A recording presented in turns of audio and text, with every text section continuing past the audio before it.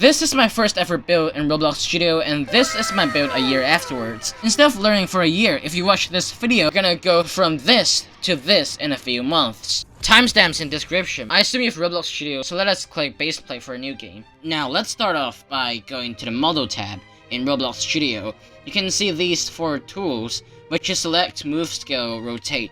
Now, first, make a part by pressing this button. You can select the block and drag it around with the select tool, move it like this, and scale tool, you can scale the axis, and you can also rotate it. Now, have a look here, you can edit the increment of the rotation and movement. So let's say my rotation increment is 45 degrees, so each increment will be 45 degrees. And same for scaling and moving as well.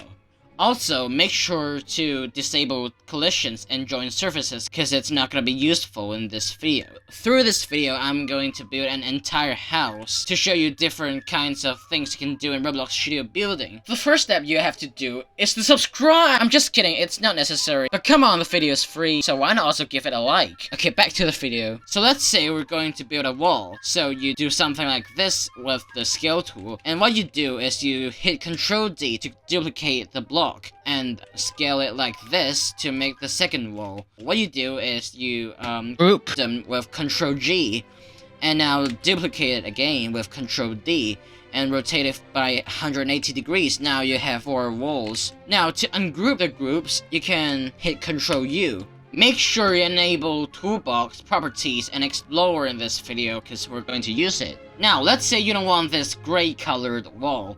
Now what you do is you select them all while holding Ctrl like this, and you go to the parts section in Model tab, and you can kind of select a color like this or some sort of materials. Let's say cobblestone. It looks less boring.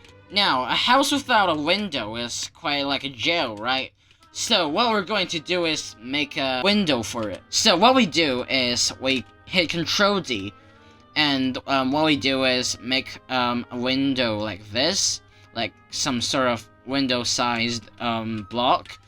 And what you do is select this block and hit the negate button, and now it becomes this negative part.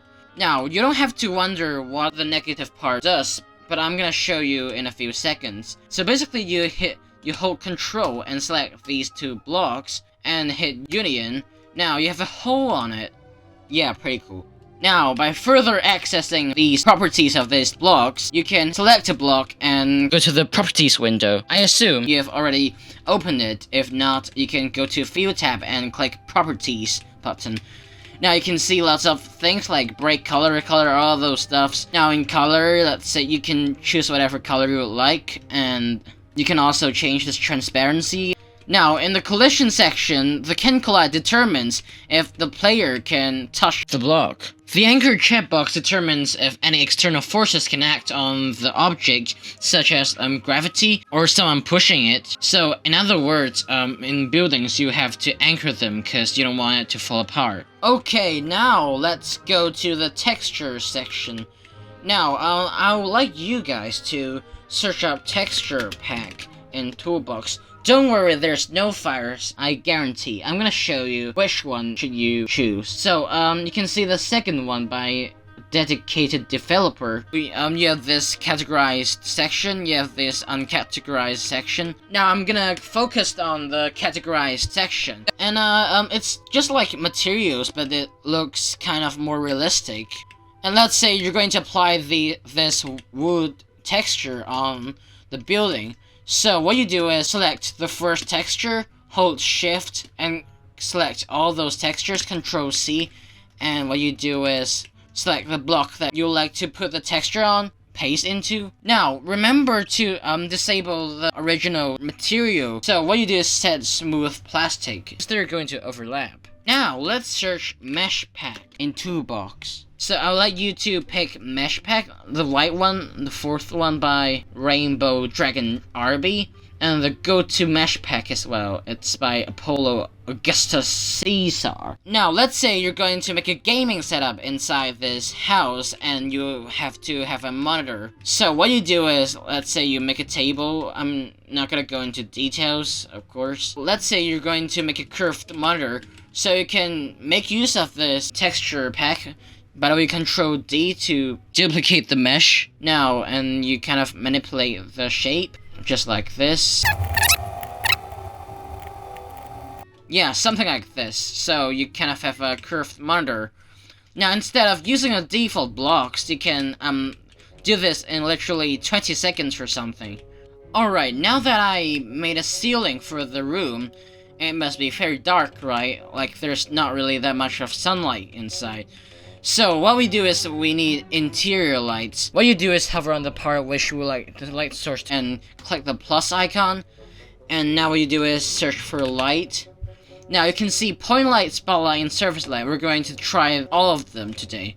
In surface light, the light source is coming from the whole surface. For spotlight, the light source is coming from a spot, which is usually in the object center. For point light, the light surrounds the whole light source. If you're lazy, you can simply put the surface light on the ceiling and call it a day. But instead, what you can do is use the spotlight and duplicate it to the whole ceiling, so it looks more realistic. For example, if you set the whole ceiling as a light source, it wouldn't have any shadows casted on this chair, which makes it look less realistic. But when you have multiple light sources, there will be shadows casted on the chair and it looks way nicer. I'm gonna make a separate video on the properties of exterior lightings because it's a bit complicated.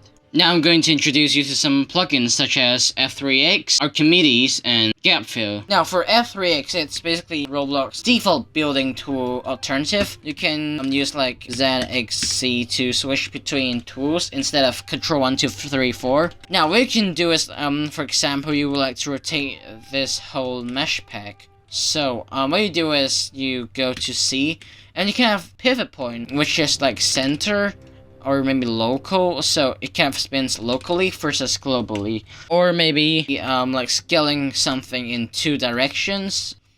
By the way, if you're wondering how is it useful, maybe in some build you need to have some symmetry building, so you need to have this both direction function. And let's get to Archimedes. Let's say you're going to make a ring or some curved object. Yeah, you select a part and it will do the magic for you. Render all. Yeah, there we go. So instead of duplicating like Ctrl D through the whole ring, you can just use this plugin to make whatever curves you like to make. Let me try maybe making a slide. So like you render these blocks to make a slide like this. Yeah, it's a really steep slide, I may say. It's like those in the water parks. Okay, so now let's talk about gap fill. Let's say there's a gap between 2 blocks, or you like to make a triangular corner on a building. And what you do is use this plugin to fill that gap. And now you have a triangular corner. Now that I've shared to you lots of tips and tricks, but it's actually useless if you don't know what to do with it. So check out my other building videos to learn more. Thanks for watching, and I hope to see you in the next video.